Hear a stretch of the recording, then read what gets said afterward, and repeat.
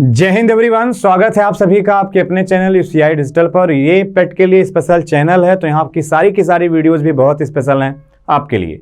सारे कंटेंट जो हम लोग तैयार कर रहे हैं वो इसको देख के कर रहे हैं कि आपके एग्जाम में क्या क्या पूछा जाने वाला है, और ये पेट के लिए भी इंपॉर्टेंट है। बाकी आप किसी भी वनडे एग्जाम की तैयारी कर रहे हैं सबके लिए इंपॉर्टेंट है, क्योंकि इंग्लिश का एक सिलेबस है वो कॉमन होता है। ठीक है, थोड़ा सा लेवल का डिफरेंस होता है, बट अगर कोई बेसिक है, कोई अभी स्टार्टिंग कर रहा है, तो उसके लिए तो बहुत ही हेल्पफुल है ये पूरा का पूरा वीडियो। चलिए स्टार्ट करते हैं आज की वीडियो को। तो पहला क्वेश्चन हम लोगों के सामने ये है कि एरोगेंट क्या होता है, इसका हम लोगों को सिनोनिम्स बताना है। तो एरोगेंट का मतलब क्या होता है? घमंडी। एरोगेंट क्या होता है? घमंडी। अब आप एरोगेंट को देखेंगे तो अहंकारी घमंडी आएगा, कंसिएटेड आ जाएगा, हॉटी आ जाएगा, प्राउडी आ जाएगा। ये सारे वर्ड जब आपके दिमाग में निकल के आएंगे तो अपने आप आपने देखा होगा कि यहाँ लिखा हुआ आपके सामने कॉन्सिएटेड, तो आपका ये आंसर जो होगा सही हो जाएगा। हम्बल, आप जानते हैं आदमी कहता है बहुत ही हम्बल है, नोबल पर्सन है, प्रोग्रेसिव माने अभी डेवलपिंग स्टेट में है। तो ये सारी बातें। एसेसिन क्या होता है? तो इससे एक शब्द हमें याद आ रहा है, एसेसिनेट।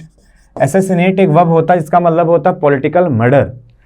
जैसे अरुण सर ने एक बार इसकी ट्रिक बताई थी, एस फिर आई फिर नेट, तो नेशन यहाँ पे था एसेसिनेशन। ठीक है, वो भी अलग था। तो ऐसे सर ने कहा था कि एस माने गधा, गधे के पीछे मैं, मेरे पीछे पूरा देश। तो SSI नेशन। तो आपको अगर ये याद हो गया एसेसिन, तो इसका मतलब आपको याद हो जाएगा स्लेयर। स्लेयर माने क्या होता है? हत्यारा, पॉलिटिकल मर्डर करने वाला। ठीक है, तो उसके लिए आपको किलर भी लिख सकते हैं, मर्डरर भी लिख सकते हैं। तो आप बस इनके यूजेस पे थोड़ा रेफरेंस होता है, ध्यान रखिएगा। पॉलिटिकल मर्डर के लिए हम एसेसिन का ही इस्तेमाल करते हैं। एसिडुअस माने होता मेहनती। याद कर लो, ऐसी दुआ करो भैया कि हम भी मेहनती हो जाएं, आप भी मेहनती हो जाओ, हम सब मेहनती हो जाएं, पूरा जी जान लगा के पढ़ाई करना शुरू कर दें। तो एसिडुअस जब आपको दिख जाएगा मेहनती, तो उसके लिए आपको डिलिजेंट, हार्ड वर्किंग, ये सारे वर्ड कॉमन है जो आपको एक तरफ से दिखना स्टार्ट हो जाएंगे। तो एसिडुअस के लिए आप देखेंगे वहां पे तो एसिडुअस भी आ जाएगा। प्लॉडिंग बहुत अच्छा सा वर्ड है, उसी डिलिजेंट के रेफरेंस में हम लोग इस्तेमाल करते हैं। ठीक है, नेक्स्ट बात करते हैं हम लोग ऑडासिटी। ऑडासिटी क्या होता है? डिसलाइक करना, बूस्ट करना, इंसोलेंस या एग्री।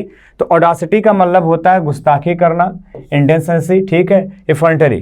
तो इसका मतलब वो आप सीधे सीधे कह देंगे इंसोलेंस। ठीक है, नेक्स्ट आते हैं हम लोग, क्या लिखा हुआ आपके सामने? एलार्किटी। एलार्किटी का मतलब होता है क्या? मॉडिफाई कर देना, शांत कर देना, पैसिफाई कर देना, या स्विफ्टनेस, या लेथर्गी, या आपके सामने लेजीनेस। तो आपको एलार्सिटी का मतलब ध्यान रखना होगा तत्परता, रेडीनेस, एकदम तेज, शार्पनेस।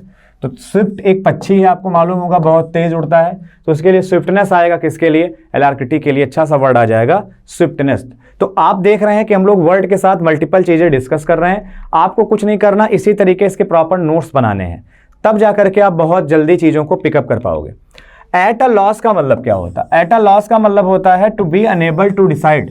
भाई अगर कोई चीज लॉस हो जाती है, आपकी बहुत बड़ा लॉस हो गया, नुकसान हो गया, तो आप क्या पाते हो कि आप डिसाइड नहीं कर पाते हैं इसको हम कंटिन्यू करें या छोड़ दें। That is called unable to decide. तो at a loss means to be enable to decide. अगला है एट डेजर्स डॉन का मतलब होता है घोर शत्रुता। डेजर्स डॉन, डेजर माने समझ लेना, डेंजर डॉन। जब दो डॉन हो, दोनों डेंजर हो, तो समझ लो दोनों में शत्रुता है। तो to have bitter enmity, to have bitter enmity. Clear? अगला वर्ड है एट लार्ज। एट लार्ज का मतलब होता है फरार हो जाना, गायब हो जाना, abscond. Answer will be your C. अगला आपके सामने एट सी। एट सी का मतलब होता है बोर होना, या क्या होना? बोर होना, या बिल्कुल शांत, इस तरीका। बैफल वर्ड था, सब उसके लिए आप लिख सकते हैं एट सी के लिए। हैप्पी, एक्साइटेड, सैड नहीं, आप सीधे लिख दीजिए बैफल। बैफल याद रखिएगा। अगला वर्ड है a bigger bang for your buck. A bigger bang for your buck क्या मतलब हुआ? More for your money, not for money, more for your nature, more for your smile. तो हमें लगता है ये आपके लिए नई है। इसका मतलब जो होता है वो होता है मोर for your money. Your option is a. आगे हम लोग बात करेंगे, आपके सामने लिखा आपके सामने कंसेसर। कंसेस का मतलब क्या होता है? एन आइडल, या पार्टिसिपेंट, या एक्सपर्ट जज। तो उसको हम लोग क्या कहते हैं? उसको हम लोग कहते हैं मध्यस्थ, जो बीच में बैठ करके क्या करते हैं? मध्यस्थता करते हैं। एन एक्सपर्ट जज, उसके लिए आप शब्द लिख रहे होंगे। अगले की हम लोग बात करेंगे। अगला हमारे लिए क्या लिखा है? कंटेम्परेरीज। आदमी कहता है कि भाई ऐसा है कि तुलसीदास जी थे तो मीराबाई भी उन्हीं की क्या थी? कंटेम्परेरीज थी, मतलब वो साथ साथ समकालीन है। A person living on existing the same time, उसके लिए हम लोग क्या लिखते हैं? कंटेम्परेरीज लिखते हैं। आदमी कहता है आपके कंटेम्परेरी कौन था? विलियम शेक्सपियर के कंटेम्परेरी कई सारे ऑथर रहे होंगे, तो आप ये लिखते हैं। अगला वर्ड है आपके सामने, क्या लिखा हुआ है? कॉन्वेलेसेंट का मतलब होता है one who is always obeyed, one who gets whatever he desire, one who have lost his love one, recovering from illness और ऑपरेशन। तो अच्छा सा वर्ड होगा आपका रिकवरिंग फ्रॉम एन इलनेस और ऑपरेशन, यानी स्वास्थ्य लाभ से भी वो क्या है, संबंधित है, रिकवर कर रहा है अपने इलनेस से या ऑपरेशन से।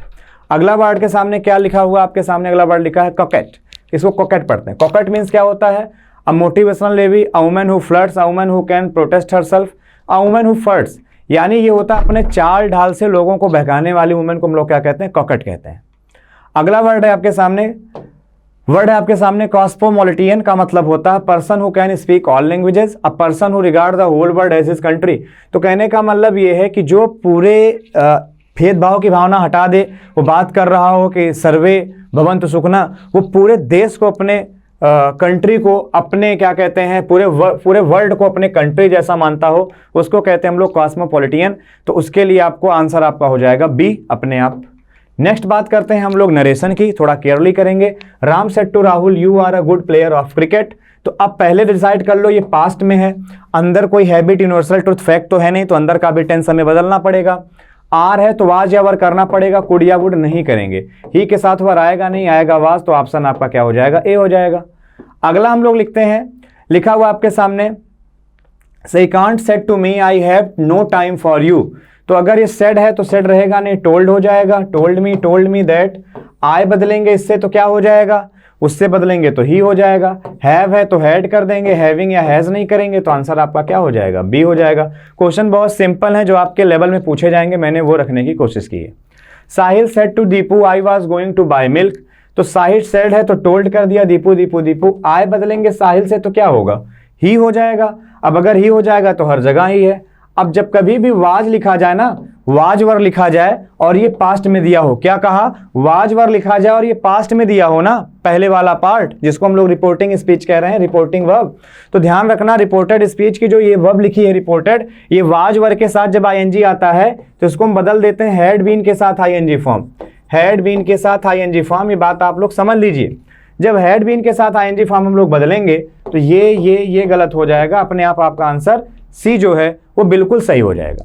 आगे हम लोग बात करेंगे, she said you were missing from the picnic. तो वर आ गया तो फिर से हम लोगों को हैड बीन लगाना है। हैड बीन हम इसलिए लगा रहे हैं, आप सभी को बता दें, ये पास्ट में दिया है और अंदर का स्टेटमेंट कोई फैक्ट को बयां नहीं कर रहा है, तो हम हैड बीन लगाएंगे, ना कि हम हैज और वर लगाएंगे। तो हैड बीन यहाँ भी है, हैड बीन वहां भी है, बट हैड बीन के साथ आईएनजी फॉर्म लगाएंगे, ना कि थर्ड फॉर्म। तो आंसर आपका क्या हो जाएगा, ए हो जाएगा।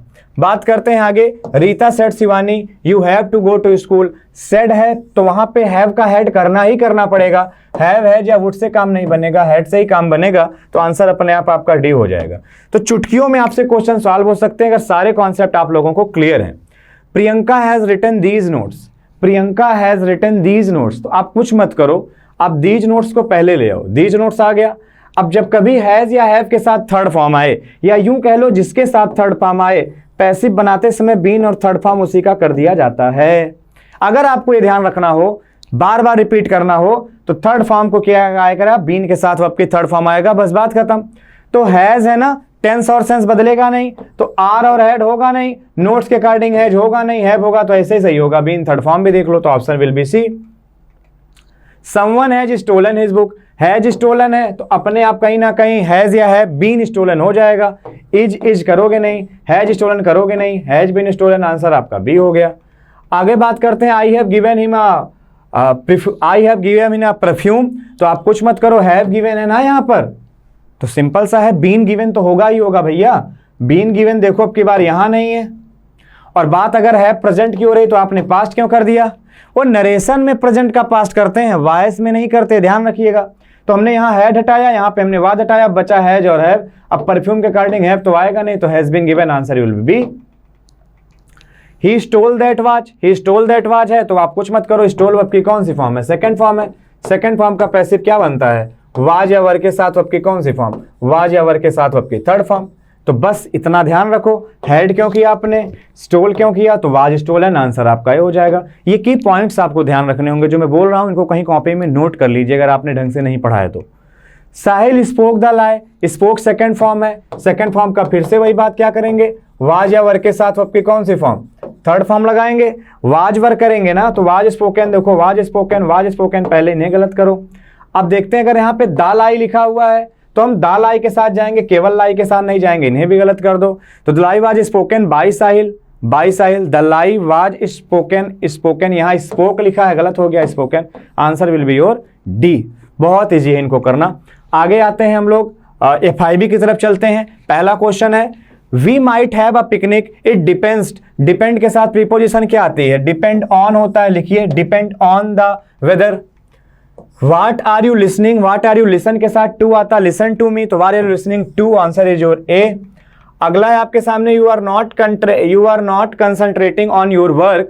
What are you thinking? What are you thinking about? किसके बारे में आप think कर रहे हैं? Think about होता है, ध्यान रखिएगा, think about। बस ध्यान रखना discuss about नहीं होता, explain about नहीं होता, describe about नहीं होता, क्योंकि वो transitive verb होती हैं, ध्यान रखिएगा। What do you think? पेटे, I really like him. What do you think? जब आप किसी के रिलेटेड, किसी के रिगार्डिंग कुछ सोचते हैं या समझते हैं तो आप ऑफ लगाते हैं, ध्यान रखना।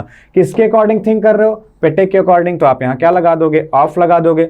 अगला है where the cash desk, I had like to pay this book, I had like to pay this book, तो क्या लगा दोगे, मैं क्यों प्रेफर करूंगा, फॉर दिस बुक, तो आंसर क्या हो जाएगा आपका, बी हो जाएगा।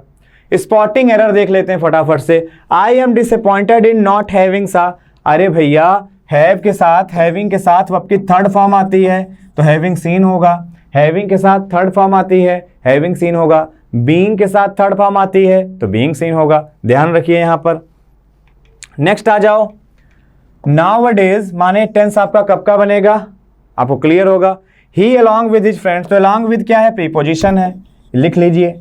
तो हिज फ्रेंड्स क्या हो गया, इस प्रीपोजिशन का ऑब्जेक्ट हो गया। ही क्या है, सब्जेक्ट है, तो ही के अकॉर्डिंग गो नहीं आएगा, गो जाएगा। प्रीपोजिशन के बाद लिखा गया नाउन या प्रोनाउन, उस प्रीपोजिशन का ऑब्जेक्ट होता है सर, सब्जेक्ट हमारा ही है, उसके अकॉर्डिंग हो जाएगा। चलो भाई आ जाओ आगे। सीखा ट्रीटेड अच्छा, not even to cocktails but also, अब ध्यान समझना, नॉट ओनली बट आल्सो होता है, नॉट ओनली बट आल्सो। एक बात, अच्छा एक गलती ये भी कि यहाँ टू नहीं आएगा, नॉट ओनली के बाद जब टू V1 जुड़ा हो तो बाद में केवल V1 आता है, खैर यहाँ से टू हटा लीजिएगा, मिसप्रिंट हो गया। तो नॉट ओनली बट आल्सो होता है, एक बात। दूसरी बात, नॉट ओनली के बाद अगर इन्फिनिटिव है तो बट आल्सो के बाद भी इन्फिनिटिव आता है, बात समझ में आ रही मेरी, मतलब पार्ट ऑफ स्पीच सेम होनी चाहिए, बट आल्सो के बाद जो है नॉट ओनली के बाद वही आएगा। आगे बात करें हम लोग फटाफट से, him not agreeing, no no no, agree stative verb है, कॉन्टिन्यूअस बनेगा नहीं, तो आप ऐसे लिखें he does not agree, he does not agree to accept the proposal outlined, यहां पे आपको इसको ध्यान रखना होगा। इंडियन शिप लेडन विद क्या लिखा हुआ है, मर्चेंडाइज गॉट ड्राउंड, आप समझना जो सिंक होती है ड्राउन नहीं होती, ड्राउन आदमी के लिए आता है, जो जहाज होती है उसके लिए क्या वर्ड यूज करते हैं, सैंक वर्ड इस्तेमाल करते हैं, ध्यान रखिएगा। यहाँ पे मैंने लिखा होगा ऐसे यानी कि सैंक, तो ड्राउन मत लिखो, सैंक लिखो। नॉन लिविंग जहाज जब डूबेगी तो सैंक लिखा जाएगा, आप डूबेंगे तो ड्राउन लिखा जाएगा, छोटे छोटे हैं। अब जल्दी आ जाओ, एफेक्टनेट का मतलब क्या होता है, तो आप पहले एफेक्ट की एफेक्शन लिखा करो, एफेक्शन AFFECTION, एफेक्शन हमने लिखा AFFECTION, उसी में 8 लगा दो, एफेक्शनेट आपका अपने आप बन जाएगा। स्पेलिंग तोड़ तोड़ के पढ़ना सीखिए, तोड़ तोड़ के। आगे आपके सामने क्या लिखा, आर्कियोलॉजी, तो आर्कियोलॉजी क्या होता है, अब आपको देखने में कई सारे वर्ड लगेंगे, तो आप देखो पहले आप लिखोगे आर्कियोलॉजी, आर्कियोलॉजी, तो आर कैसे बात कर लो, अच्छा इसके बाद आप क्या कर लो, ये AEO याद कर लो, ध्यान से देखो बाउल है, AEIOU पढ़ते हो, आई गायब हो गया, तो आर्क AEO लॉजी याद हो गया। अगला वर्ड देखो क्या, इसका मतलब क्या होता है, देखो पुरातत्व विज्ञान। एसेसिनेशन, अभी मैंने कहा था ना एसेसिनेट, राजनीतिक हत्या, तो SI नेशन, तो आंसर आपका बी हो गया। भाई गधा, गधा के पीछे गधा, मेरे पीछे पूरा देश, स्पेलिंग ब्रेक हो गई। पॉलिटिकल मर्डर भी आपको याद हो जाएगा, पॉलिटिकल मर्डर। अच्छा ऑटोनोमस क्या होता है, ऑटोनोमस के लिए आप क्या कहते हैं, स्वायत्त, तो आप लिखेंगे ऑटोनोमस, तो ऑटो के लिए हमने लिखा ऑटो, ऑटो पे क्या था, नोमस, ऑटोनोमस, ऑटोनोमस याद हो गया। अब यहाँ पे आप देखेंगे एडमिसेबल क्या होता है, एडमिसेबल क्या, ABC, तो एड लिखा, एडमिस आप लिखते हैं ना, एडमिसेबल, एडमिसेबल आपने कर दिया। जब भी IBL जुड़ता है तो यहाँ वाला सब डबल हो जाता है, तो एडमिसेबल आपको अपने आप याद हो जाएगा। बाकी कुछ स्पेलिंग रूल्स भी होते हैं वर्ड फॉर्मेशन के, आपने पढ़ा होगा, नहीं तो आप कमेंट करिएगा, मैं अगली क्लास या इसके बाद वाली क्लास में कभी उसको थोड़ा सा मैं समझा दूंगा। तो आज की वीडियो में इतना ही। आपको देखा, आपको मजा आया होगा और आपने देखा कि 40 क्वेश्चन थे, विद इन टाइम हम लोगों ने डिस्कस कर लिया, बहुत कम समय लगे। तो ऐसे ही वीडियो और शानदार पाने के लिए हमारे चैनल को सब्सक्राइब कर लीजिए, सारे सब्जेक्ट की क्लासों को दिल लगा करके अटेंड करिए, बहुत ही बेहतर कंटेंट आपको दिया जा रहा है। एंड हम श्योर हैं, हमें विश्वास है कि अगर आप मन लगा करके पढ़ोगे तो आप सफल जरूर हो जाएंगे, क्योंकि सीरीज का नाम है विजयी भव सीरीज। आपको विजयी होना ही होगा। Thank you very much. जय हिंद, टेक केयर, भारत माता की जय।